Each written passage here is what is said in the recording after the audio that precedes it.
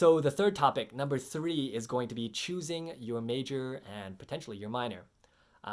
In business, you have the big majors, which you'll hear a lot about. A lot of your friends probably will go to commerce to study accounting. It's that stable career path that everyone hears about. A lot of people's parents are accountants, and so that's what a lot of people know about. That's by far the biggest major. The second biggest is usually finance, so similar to accounting, but maybe a little bit less stuffy, if you want to call it that. Ultimately, in the end, it's pretty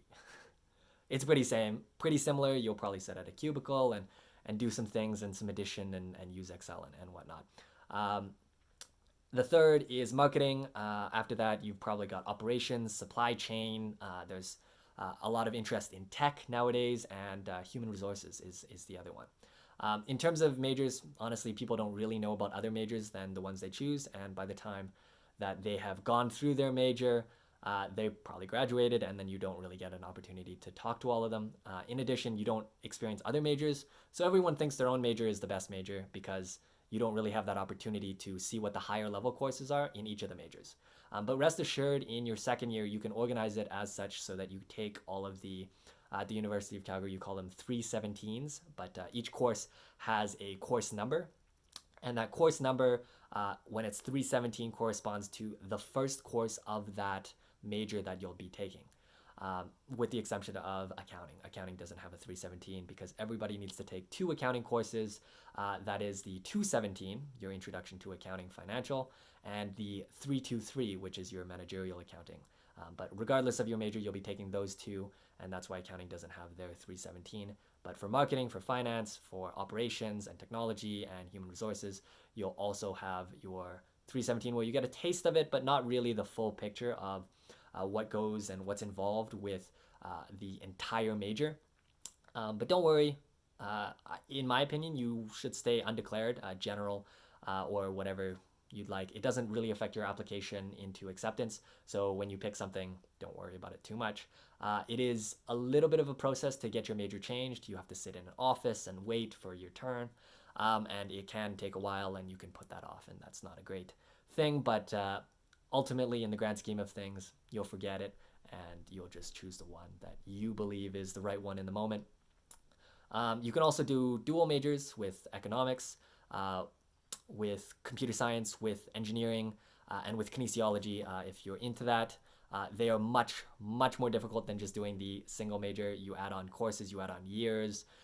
You have to do tough courses at the same time as you're doing tough courses in your business major. And so it really, really adds on to the stress. But for most students who are ambitious enough to take on these double majors, they're able to stay organized and they're able to study really, really hard and make sure that they do well in both. I'm pretty sure your GPA does matter if you want to get into these double major courses, just to show the administration that you're capable of taking on an extra workload. Sometimes you're taking 6 courses a semester. The normal is 5, and so you're really condensing a lot of the learning into the limited hours in a week that you have. So you can also take minors in a variety of faculties. In terms of your case, political science might be of interest. I personally think it's a good idea to take a minor. Often people will talk about your minor to you because it's an area of interest, obviously, if you're willing to take the extra courses. Usually it doesn't really set you back in terms of the amount of courses you have to take overall. For a typical undergraduate degree here, you would take 40 courses, and you're able to usually insert the political science courses or whatever else, whatever minor that you're interested in terms of your other elective courses. So normally, for myself, I didn't take a minor. So I took like astronomy and Greek and Roman studies and geography, geology, a bunch of sort of things that aren't really related to business, just to expose yourself to more of the faculty and to give yourself a more general education of things. Don't get me wrong, I really enjoy those courses, but on the whole, people choose those courses because they're easy, because you'll be able to spend more time on your business courses, which tend to be a little bit more difficult, require more time and energy. And so that way you'll be able to focus more on it, and so then people take easier courses. But in my opinion, it doesn't always work out. Usually these option courses are actually harder to get good grades in than than your business courses because you probably like business more if you are in the business faculty. And the way the courses are designed, it's also very easy to make simple mistakes. And then because the grade scale is a little bit higher, that means that you'll lose out on the good grades. But it shouldn't be hard to get average marks in your options. But in terms of choosing that minor, that political science minor or anthropology minor or psychology minor, whatever it may be, you'll be taking those courses and you'll ultimately enjoy them better because they're in line, and what you learn in one can relate to another one, and you'll actually learn something out of it, and people will be interested and talk to you about your minor. And it can also set you apart in an applicant pool.